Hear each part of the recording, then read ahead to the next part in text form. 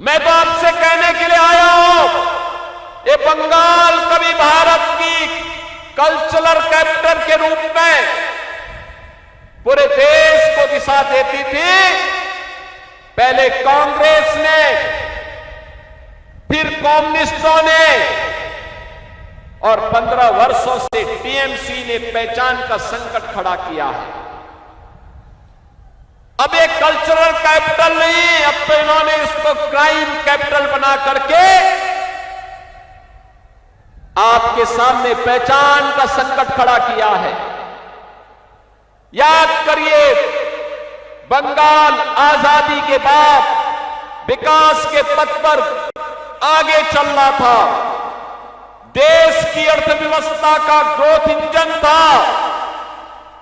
उस समय बंगाल भारत की आवश्यकताओं की पूर्ति करता था, उद्योग धंधे थे, एक इकोनॉमिक लीडर के रूप में बंगाल की तूती बोलती थी।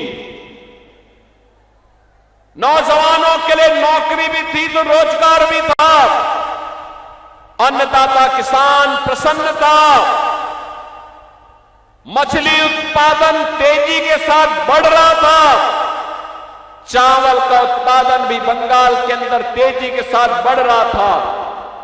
लेकिन पहले कांग्रेस ने, फिर वामपंथ ने, और 15 वर्षों में टीएमसी ने इसको भ्रष्टाचार का, भय का, अराजकता का एक केंद्र बना करके आज चावल का उत्पादन घट रहा है, मछली उत्पादन का काम कम हुआ है, यहां के संसाधनों पर माफिया हावी हो रहे हैं, नौजवान के लिए नौकरी और रोजगार गायब, किसान प्लान करने के लिए मजबूर है क्योंकि उसको उसकी उपज का दाम नहीं मिल पाता है।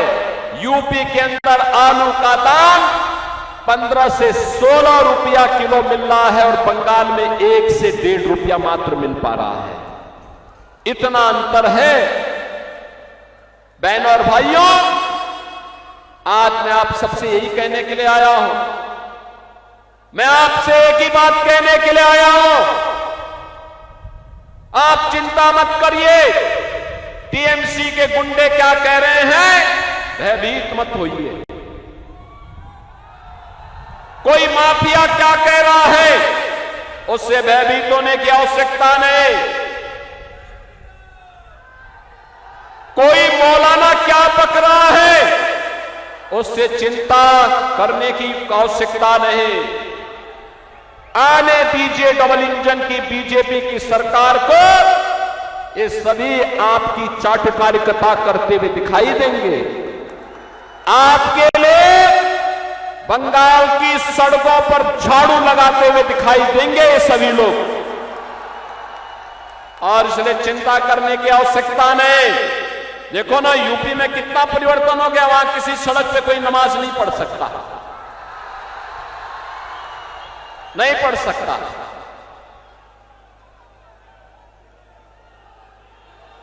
वहां पर्व और त्योहार शांतिपूर्ण तरीके से मनाए जाते हैं,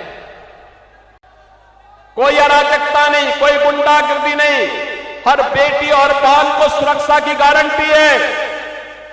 लेकिन बंगाल में धड़ल्ले से गौ कसी होती है, गौ हत्या होती है, गौ तस्करी होती है, पर्व और त्योहार के पहले उपद्रव हो जाते हैं।